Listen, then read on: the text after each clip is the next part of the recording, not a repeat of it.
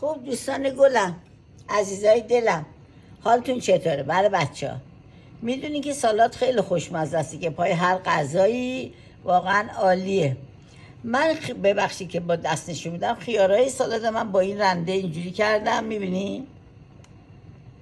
خیلی جالب شده. این گوجه های کوچیک مال آموزشگاه همه بچه ها، اینا مال آموزشگاه همه که چند کندم، ولی این بزرگا نه، کوچکا مال آموزشگاه خودمه.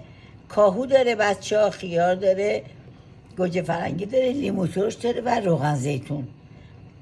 یک سالاد خیلی خیلی خوشمزه، عالی. بچه ها حتما سالادو به بچه هام آموزش بدین که با غذاشون بخورن. موقع مدرسه هاست بچه ها هضم بکنن که معدهشون دچار اختلال نشه. خیلی ممنون از لطف شما، مرسی که هستین. فریده جون بای.